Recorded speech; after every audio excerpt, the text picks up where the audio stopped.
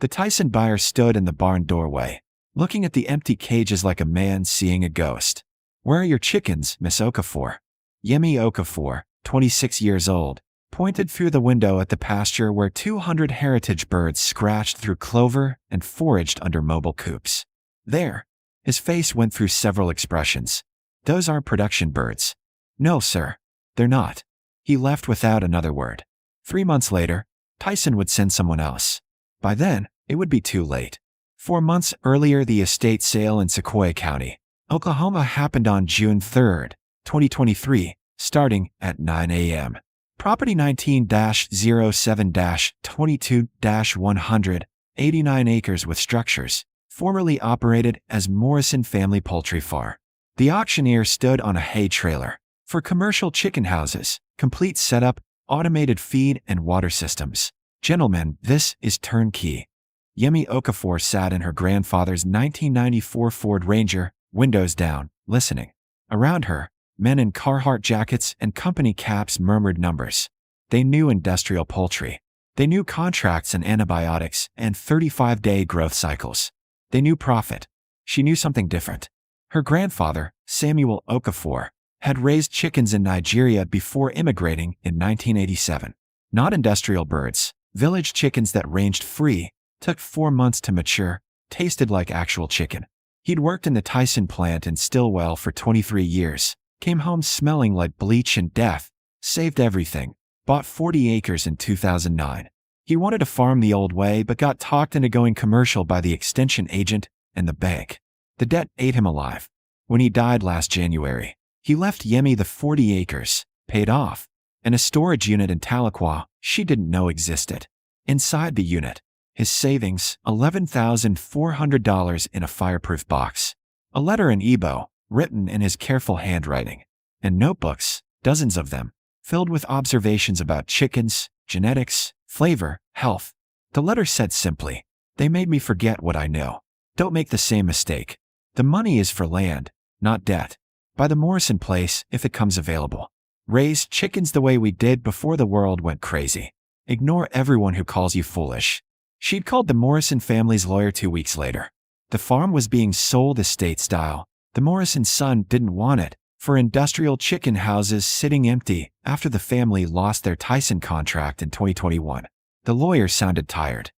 "There's interest from 3 industrial operators. If you want to bid, you'll need to be serious." Yemi had combined her grandfather's money with everything she'd saved working as a pharmacy technician in Tulsa. $17,800 total. Not enough for serious farmers. Maybe enough for abandoned buildings and worn-out land. The bidding started at $20,000, went to $30,000, stalled at $37,000. The industrial guys were running numbers in their heads, calculating retrofit costs, contract potential, profit margins. $40,000, Yemi said. Heads turned. The auctioneer squinted. "Ma'am, did you say 40? "Yes, sir. $40,000. A man in a green cap laughed, short and sharp. "You know what you're buying, sweetheart? This isn't a hobby farm." Yemi said nothing. Her grandfather's letter was in her truck, but his words were in her bones. "Ignore everyone who calls you foolish." 45, someone countered. Her stomach dropped. She had 42,000, maximum, if she emptied both accounts and cashed the savings bonds her mother had left her. 46,000. Silence. Long, stretching silence. Sold to the young lady for 46,000. She signed papers in the Morrison lawyer's office that afternoon. Her hands shook slightly. The lawyer, a woman named Patricia Summers, maybe 60, slid the deed across. "Your grandfather was Samuel Okafor?" "Yes, ma'am. I remember him. Quiet man. Good reputation." She paused. "This land hasn't produced profitably in 3 years.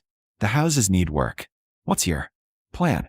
Yemi had learned from her grandfather's mistakes. Never explain yourself before you've proven anything. Chickens. Small scale. Patricia's expression was carefully neutral. "Good luck." Yemi moved into the Morrison farmhouse, a small rancher, 2 bedrooms, functional, on June 10th. The chicken houses loomed like industrial cathedrals, for metal buildings, each 300 feet long. Automated feeders rusted silent, ventilation fans ceased. Walking through them felt like touring a factory that forgot it was supposed to grow living things. Her grandfather's notebooks described something different: pasture-based systems, mobile coops, heritage breeds that matured slowly but developed actual flavor. Chickens as part of an ecosystem instead of units of production. That night, she opened Notebook 7 and read. The Americans forgot that chickens are birds, not machines. They selected for fast growth, white meat, efficiency, and lost flavor, health, resilience. The old breeds take longer but need less. No antibiotics, minimal feed. They forage, they survive. The market doesn't know it wants this yet, but it will. Below that, a list of heritage breeds: Rhode Island Red, Barred Plymouth Rock, Brahma, Buff Orpington. And calculations: cost per bird raised pastured versus confined, feed conversion on forage versus grain only, market price for commodity chicken versus premium pasture raised. The margins were different. Slower, smaller scale, but sustainable. Yemi called a hatchery in Missouri the next morning. I need 200 heritage breed chicks. Mixed, Rhode Island Red, Barred Rock, and Buff Orpington. The woman on the phone sounded surprised. Not Cornish cross. No, ma'am. Those'll take 16 to 20 weeks to reach processing weight. I know. Okay, honey. Your money. The chicks arrived June 20th in chirping boxes. Yemi set them up in one corner of one industrial house, the only section she heated and cleaned. The vast empty building echoed with 200 tiny peeps. The neighbors came to watch. Dale Morrison, the previous owner's nephew, pulled up on July 8th in a diesel truck with custom wheels. He was maybe 35, thick arms, skeptical eyes. He walked into the chicken house where Yemi was setting up brooders. You're the one who bought Uncle Jerry's farm. Yes, sir. He looked at the 200 chicks, then at the 300 feet of empty building. You planning to fill this place? No, sir. Then what the hell did you buy it for? Yemi straightened, wiping her hands on her jeans. The land. The pasture. The house. This setup is designed for 20,000 birds per house. You've got, he counted quickly, maybe 200 total. You know what kind of money you're leaving on the table. I'm not trying to make that kind of money. Dale laughed, but it wasn't friendly. Then you're gonna go broke. My uncle learned that the hard way. You can't compete with industrial scale doing whatever hippie shit you're planning. After he left, Yemi stood in the empty building and let herself feel the doubt, heavy and cold. Then she went back to work. She built mobile coops from salvage materials, old cattle panels, recycled tin, 2x4s from the collapsed barn. Each coop housed 25 birds and could be moved daily. She fenced 2 acres of pasture using her grandfather's money, planted it with a mix her grandfather had specified: clover, chicory, plantain, plants that chickens would forage and that would build soil. The work was relentless. Up at dawn, moving coops, checking waters, fixing fence. Alone, always alone. Her friends from Tulsa texted less and less. Her cousin called to ask when she was coming back to reality. Her mother's sister said, "Your grandfather died chasing a dream. Don't make the same mistake." But the chickens grew. Slower than Cornish cross, the industrial breed designed to hit 5 pounds in 35 days, but steady. At 8 weeks, they were half-grown, active, hunting grasshoppers, their feathers glossy. The Tyson buyer came in August, sent by someone who'd heard the Morrison place was active again. He stood in the barn looking at empty cages, and Yemi showed him the pasture birds. "Those aren't production birds," he said. "They're chickens. Not for our system. We need Cornish cross, confined housing, controlled feed. This is," he gestured vaguely, "something else." "Yes, sir. It is." He left her a card anyway. "If you change your mind." She used the card to start her fire that night. By September, the chickens were 12 weeks old, still 6 weeks from processing size. Yemi's money was running low. She'd spent $46,000 on land, $3,000 on chicks and supplies, another $2,000 on fencing and coop materials. She had maybe $400 left. The mortgage was paid, but she needed to eat. She needed gas. She needed processing fees when the birds were ready. She took a weekend job at the Walmart in Tahlequah, stocking shelves third shift. It paid $11 an hour. She worked Friday and Saturday nights, slept Sunday, farmed the rest of the week. Her body ached constantly, and the neighbors talked. She heard it secondhand. The Okafor girl who was wasting her grandfather's legacy, playing farmer, raising chickens the hard way for no reason. Dale Morrison told people she'd be broke by Christmas. On October 1st, 16 weeks after the chicks arrived, Yemi processed her first 10 birds. She found a USDA-inspected mobile processing unit that came to small farms, $200 minimum, $20 per bird. She could only afford 10. The processor, a man named Eugene, maybe 50, taught her how to catch, calm, and prepare the birds. The work was hard and sad and necessary. When it was done, she had 10 whole chickens, vacuum-sealed, labeled. She drove them to Tulsa that afternoon and walked into a restaurant she'd researched, Gather, a farm-to-table place in the Arts District. She asked for the chef. A woman came out, maybe 40, chef's coat, tired eyes. "I'm Chef Nicole. You're selling something? Pasture-raised. Heritage chicken. No antibiotics, no corn, no soy. Foraged on mixed pasture. Processed yesterday." Chef Nicole's expression shifted from dismissal to interest. "Let me see one." Yemi opened the cooler. The chicken was beautiful. Yellow skin from the forage, good fat distribution, clean smell. Nicole held it, pressed the flesh, looked at the skin color. "What do you want per pound?" Yemi had calculated this 100 times. Industrial chicken wholesaled for maybe $1.50 per pound. Organic, $3. What she had was rarer. $6 per pound, whole bird. "That's expensive." "Yes, ma'am." Nicole was quiet for a long moment. Then she said, "I'll buy all 10, and I want to talk about a regular order." Yemi's heart hammered. "How many birds per week?" "Start with 20. If they're as good as they look, we'll go to 40. 20 birds per week at an average of 5 pounds each, $6 per pound. $600 weekly." It wasn't fortune, but it was survival. "I can do that," Yemi said. She drove home with a check for $300 and a signed contract. That night, she sat in her grandfather's farmhouse and cried. Relief, exhaustion, hope all mixed together. But 20 birds per week meant processing constantly, growing continuously, scaling carefully. And winter was coming, which meant different challenges: cold, shorter days, slower growth rates. On October 15th, a woman named Sandra Chin called. "Chef Nicole gave me your number. I run a meal kit company, local sourcing. How many chickens can you provide monthly? How many do you need?" 80 to start. Possibly 200 by spring. Yemi did math in her head. She had 190 birds approaching processing weight, and she'd need to order more chicks immediately to maintain supply. "I can do 80 monthly starting November. What's your price?" $6 per pound, whole bird. Sandra didn't hesitate. "Deal. Send me your documentation." Yemi hung up and stared at her grandfather's notebook. His handwriting. The market doesn't know it wants this yet. But it will. He'd been right. By December, Yemi was processing 40 birds weekly and had a waiting list. The work was brutal.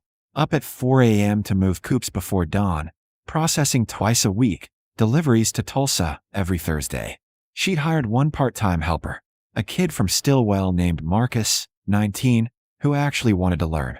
She paid him $15 an hour, which she could barely afford, but she couldn't do it alone anymore. And the neighbors stopped laughing. Dale Morrison came back on December 10th, different this time. He parked, walked out to where Yemi was moving a coop across frozen pasture. Marcus was on the other end. "I heard you're selling to restaurants in Tulsa," Dale said. "Yes, sir. And I heard you're getting $6 per pound." Yemi straightened, her breath fogging. "That's right." Dale looked at the chickens. "Healthy, active, foraging even in winter. I owe you an apology. I thought you were crazy. Turns out you knew something I didn't. My grandfather knew it. I'm just doing what he couldn't." Dale was quiet for a moment. "Would you teach me? I've got 40 acres sitting empty. I could run maybe 200 birds the way you're doing it." Yemi thought about her grandfather's words. Ignore everyone who calls you foolish. But also about the other thing he'd written, near the end. When they're ready to listen, teach them. This knowledge dies if we keep it to ourselves. "Yes," she said. "I'll teach you." By January, she was consulting for 3 farms and had orders for 120 birds weekly. She'd converted one of the industrial chicken houses into a processing facility, USDA inspected, properly equipped, able to handle volume. The conversion cost $18,000, financed through a USDA beginning farmer loan her grandfather had researched but never applied for. The other 3 industrial houses sat empty. She was raising 800 birds on pasture now, rotational grazing, mobile coops, the system her grandfather had described. She didn't need the buildings. She'd bought the farm for the land, and the land was healing. Soil building, pasture thickening, earthworms returning. On February 14, 2024, a man in a Whole Foods regional buyer jacket arrived unannounced. "Miss Okafor, I'm David Park. We've been hearing about your operation from several chefs. Whole Foods is interested in carrying locally raised heritage chicken in our Oklahoma City and Tulsa stores." Yemi was in the processing room, cleaning equipment. Her hair was tied back, her boots were muddy, and she was exhausted. "How many birds weekly?" "We'd start with 200. Could scale to 500 within 6 months. 500 birds weekly was impossible with her current setup. She'd need more land under rotation, more coops, more help, better processing capacity. I need to scale up significantly. We understand. We're willing to sign a 3-year contract with quarterly volume increases. And we'd pay $8 per pound."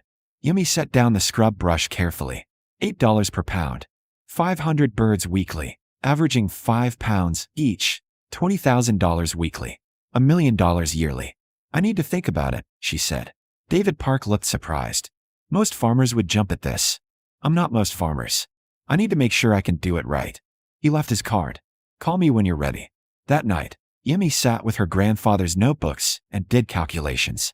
500 birds weekly meant 4,000 birds in rotation at various growth stages. That meant 10 acres under intensive grazing, 40 mobile coops, 2 full-time employees, expanded processing capacity. It was possible, but it would change everything. From a small operation she could manage personally to an actual business requiring systems, management, distance. She thought about her grandfather working at Tyson, the industrial scale that had crushed his dream. Then she thought about what she'd built, a system that respected the birds, healed the land, produced something people actually wanted. The difference was control. She would own the system, set the standards, refuse to compromise. The scale would serve the method, not the other way around. She called David Park the next morning. "I'll do it. 3-year contract, $8 per pound, but I need 6 months to scale up properly. I won't deliver inferior product." Deal. By March, Yemi had hired 2 full-time employees, leased an adjacent 40 acres, and built 20 more mobile coops. She was training Dale Morrison and 2 other farmers in the method, charging consultation fees that helped fund expansion. The industrial chicken houses still sat mostly empty. She'd converted one to processing, was using another for equipment storage, and had donated the other 2 to a farmers' cooperative for shared use. On April 20th, the county extension agent came by, a woman named Dr. Sarah Okonkwo, maybe 45, who'd taken the job 6 months earlier. She walked the pasture operation with Yemi, asked detailed questions, took notes. "Your grandfather tried to get the extension service interested in pasture-based poultry 20 years ago," Dr. Okonkwo said. "They told him it wasn't economically viable." "I know," Yemi said. "He kept the rejection letters. They were wrong. I'd like to document what you're doing. Make it available to other beginning farmers." Yemi thought about her grandfather's dream, deferred and dismissed, finally validated through her work. "Yes, do it. But only if you include his name, Samuel Okafor. He developed most of this system. I just had the stubbornness to prove it worked." Dr. Okonkwo smiled. Deal. 1 year after the auction, Yemi stood in the pasture at dawn, watching 500 heritage chickens forage across clover and chicory. The sunrise turned their feathers gold and copper. Marcus and her 2 other employees were moving coops in the distance. The processing facility hummed with refrigeration. Her bank account, for the first time in her life, had a comfortable balance. Her phone buzzed. A text from Chef Nicole. "Just served your chicken to a James Beard judge. She asked for your contact info. Expect a call."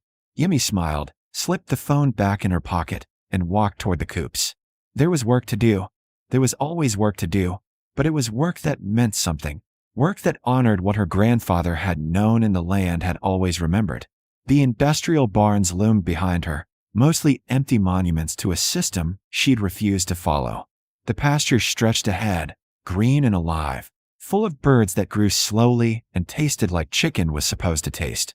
She'd chosen the hard way, the mocked way, the old way, and the market had chased her down, just like her grandfather said it would.